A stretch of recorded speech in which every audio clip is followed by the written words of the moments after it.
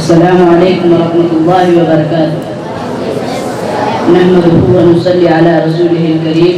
أما بعد، أعوذ بالله من الشيطان الرجيم. بسم الله الرحمن الرحيم.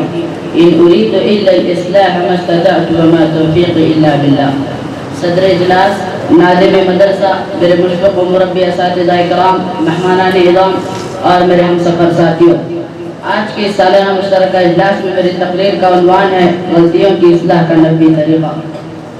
حاضرین، جانے انجانے میں ہونے والی خطا کا نام غلطی ہے. ہر انسان اس کی زد میں آتا ہے.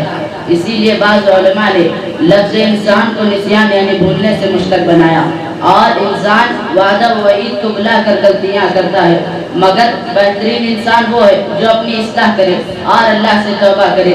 اللہ کے نبی صلی اللہ علیہ وسلم نے فرمایا کل بنی آدم خطاء وخیر الخطائین التوابون. اسی لیے اللہ تعالیٰ نے لوگوں کی اصلاح کے لیے انبیاء علیہ السلام کو مبعوث کیا.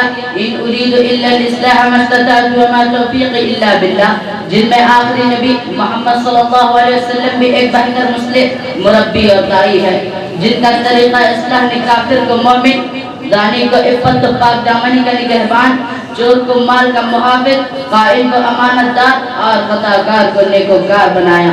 جیسا کہ علامہ حالی نے کہا، وہ نبیوں میں رحمت لقب پانے والا، مرادیں غریبوں کی بھرلانے والا، مصیبت میں غیروں کے کام آنے والا، وہ اپنے پرائے کا غم کھانے والا. محترم حاضرین، نبی صلی اللہ علیہ وسلم کا طریقہ اصلاح بہت ہی عمدہ، حکمت پر مبنی، رحمت و شفقت سے بھرا، عفو و درگزر سے سجا اور پیار و محبت میں ڈوبا ہوا تھا. ہر وقت نبی صلی اللہ علیہ وسلم نے اس بات کا لحاظ رکھا کہ کسی کا دل نہ ٹوٹے، کسی کو ٹھیس نہ پہنچے، کسی کا استہزاء نہ ہو، کوئی متنفر اور بزدل نہ ہو، کوئی عمل اختلاف و فساد کا باعث نہ ہو. اور نبی صلی اللہ علیہ وسلم کی زندگی جن افراد کے درمیان گزری، ان سے سرزد ہونے والی غلطیوں کے بارے میں نبی صلی اللہ علیہ وسلم کا طرز عمل انتہائی اہمیت کا حامل ہے. ہمیں معلوم ہونا چاہیے کہ آپ صلی اللہ علیہ وسلم لوگوں کی اصلاح کس طرح کیا کرتے تھے. غلطیوں کی اصلاح کے وقت اللہ کے نبی صلی اللہ علیہ وسلم نرمی کا پہلے اختیار کیا کرتے تھے. ایک مرتبہ ایک دیہاتی آیا اور مسجد نبی میں پیشاب کرنے لگا. صحابہ کرام غصے میں آ کر اس کو پکڑنے کے لیے آگے بڑھے تو نبی صلی اللہ علیہ وسلم نے کہا اس کو چھوڑ دو اور بالٹی میں پانی لا کر بہا دو. پھر فرمایا فإنما بعثتم ميسرين ولم تبعثوا مؤثرين. اور آپ صلی اللہ علیہ وسلم نے اس دیہاتی کو بھی سمجھایا مسجدوں میں پیشاب کرنا، گندگی پھیلانا درست نہیں ہے.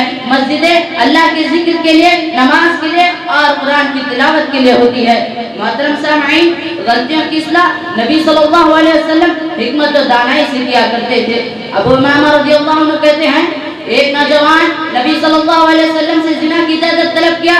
یہ سن کر کے لوگ ڈانٹنے لگے، مگر نبی صلی اللہ علیہ وسلم نے حکمت کا پہلے اختیار کرتے ہوئے کہا اتحبہ لامک، کیا تم اپنی والدہ کے لیے چیز پسند کرتے ہو؟ اس نے کہا کبھی بھی میں اس بات کو پسند نہیں کرتا. پھر آپ صلی اللہ علیہ وسلم نے اس کی بہن، بیٹی، خالہ اور پھوپھی کا ذکر کیا. اس نے کہا کبھی بھی میں اس بات کو پسند نہیں کرتا، میں اپنے کسی رشتہ دار کے ساتھ یہ کام پسند نہیں کرتا. تو آپ صلی اللہ علیہ وسلم نے سمجھایا لوگ بھی اپنے کسی رشتہ دار کے ساتھ یہ کام پسند نہیں کرتے. جب وہ اپنی غلطی پر شرمندہ ہوا تو پیارے نبی صلی اللہ علیہ وسلم نے اس کے سر پر ہاتھ رکھا اور دعا دی اللہم اغفر ذنبہ وطہر قلبہ وحسن فرجہ.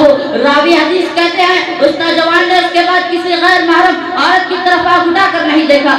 غلطیوں کی اصلاح نبی صلی اللہ علیہ وسلم کبھی غصے کے ساتھ بھی کیا کرتے تھے.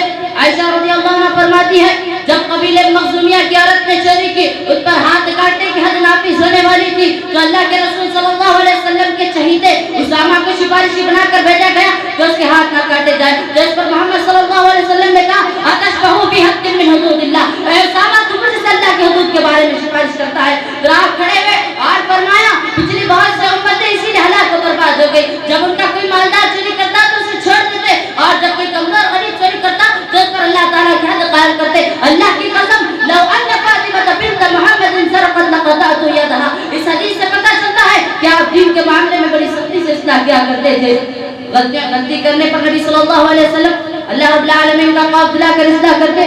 ابو مسعود رضی اللہ عنہ کہتے ہیں انہوں نے فرمایا میں اپنے غلام کو پیٹ رہا تھا کہ پیچھے سے کسی کی آواز آئی اعلم ابا مسعود.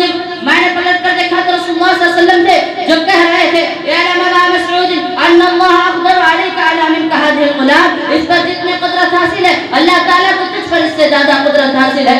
مسعود رضی اللہ عنہ کہتے ہیں اس کے بعد میں نے اپنے کسی غلام کو نہیں مارا۔ محترم حاضرین، لیکن آج ہمارا حال کیا ہے؟